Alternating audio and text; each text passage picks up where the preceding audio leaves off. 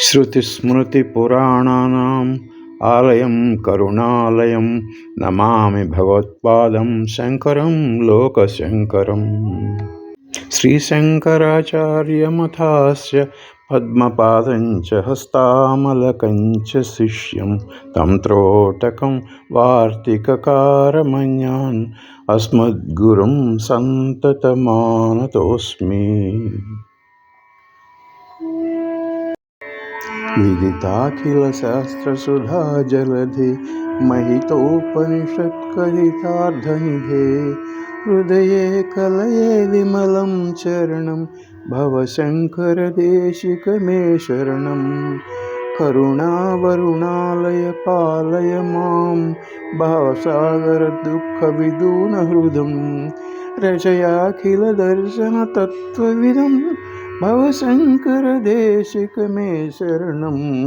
भवता जनता सुहिता भविता निजबोधविचारणचारुमते कलयेश्वर जीवविदेकविदं भवशङ्करदेशिकमे शरणं।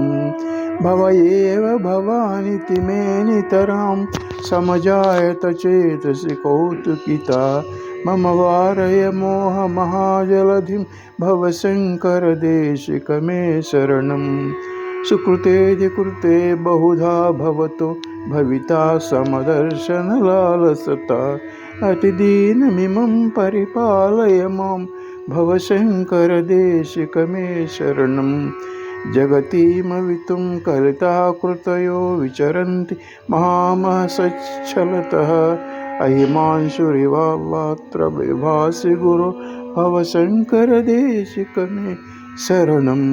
गुरुपुङ्गवपुङ्गवकेतनते समतामयतां नहि कोऽपि सुधीः शरणागतवत्सलतत्त्वनिधे भवशङ्करदेशिकमे शरणं।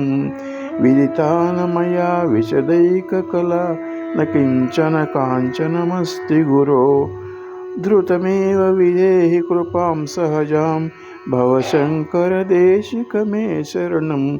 भवशङ्करदेशिकमे शरणं। भवशङ्करदेशिकमे शरणं।